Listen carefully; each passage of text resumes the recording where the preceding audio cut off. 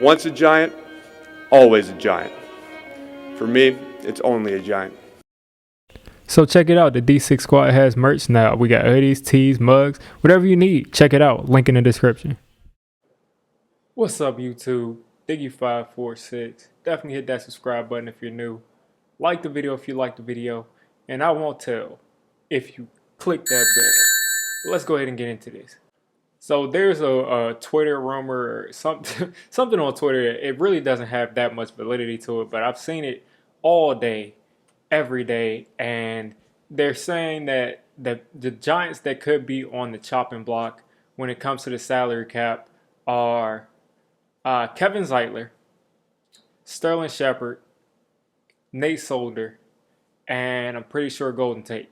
So those are the people that are saying a rumor to get cut. Part of it is true. I mean, like Kevin Zeitler, he's making a lot of money. I think his cap hit is close to like $15 million this year. I think he's a candidate to be restructured. I don't necessarily see that the benefit to letting someone that's that good go on an offensive line that's kind of turning the corner and getting better now. They can make that decision, if they can find a replacement for him or not. But that's a tough kind of person to replace. But then you look at people like Golden Tate. I don't see any way that he's back with the team next year. Nate Solder, pretty much the same thing unless they believe that he's the best right tackle option they have. And even then, he will probably be taking a pretty huge pay cut. And he has rumors of retiring. So those players all seem like, they could go. Kevin Zeitler, I think, will be back. But Sterling Shepard with a cap hit of $9 million is the big name that is going crazy all over Twitter, all over social media. Just because a page tweeted that, listen, Sterling Shepard isn't going anywhere. Sterling Shepard was probably the only receiver who wasn't a problem. If you look back at what happened this year, week 2 when Sterling Shepard and Saquon Barkley got hurt, the offense completely took a nosedive and they almost couldn't recover from it. Even when Shepard came back, it seemed like Jason Garrett didn't know how to work him into the offense. I mean, it wasn't until probably the last 3 or 4 games where Sterling Shepard finally was able to really, be able to get into the kind of receiving role that he's used to being into. Sterling Shepard plays mostly on the outside, but people try to label him as a slot receiver, and he's actually performed better on the outside as the advanced metrics show you than he has on the inside. But I think that he could be a beneficial piece wherever you put him. If we were to take someone like Jalen Waddle, we could kind of rotate them in and out of the slot. But I think that Sterling Shepard is a decent outside receiver, and the stats show you. I saw Bobby Skinner on Twitter. Shout out to them over there at Talking Giants. I saw him on Twitter saying that Sterling Shepard, if he would have played all of the snaps that Darius Slayton played on the outside, he was on pace for about 1,100 yards, and I think probably 6 touchdowns or 4 touchdowns, something like that. But let me read off a couple of stats that I have here. When Sterling Shepard was targeted, there was 100 quarterback rating. That's inside and out.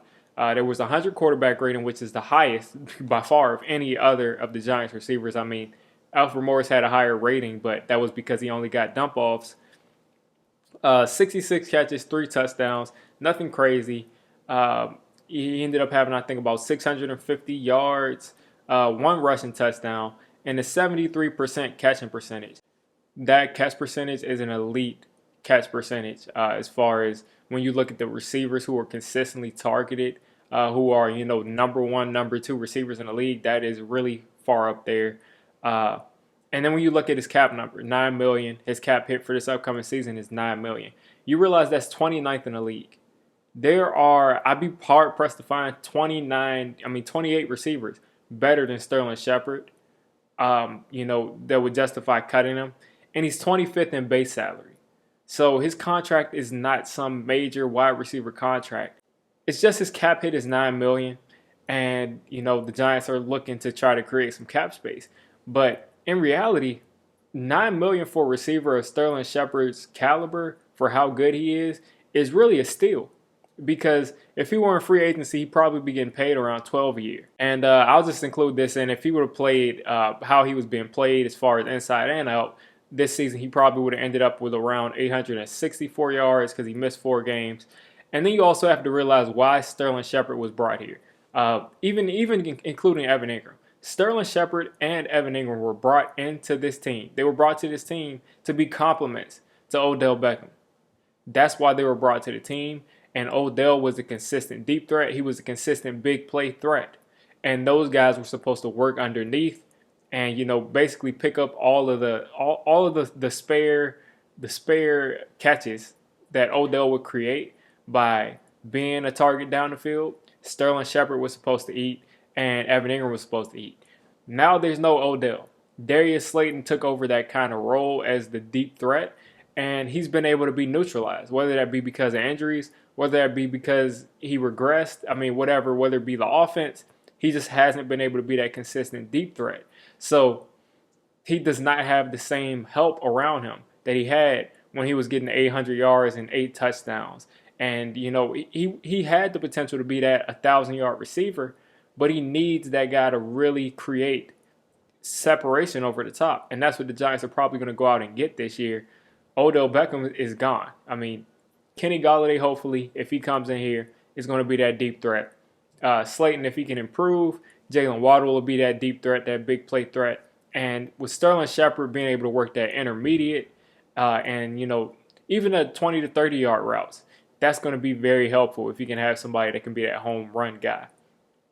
And then, on top of it, I talk about this over and over and over again. I'm not going to stop talking about it because Jason Garrett's offense is broken. It was broken most of the year until he finally decided, maybe we should run this offense through Sterling Shepard instead of Evan Engram. And then the offense started to move a little bit better. Sterling Shepard got a couple of reverses that went for some yards.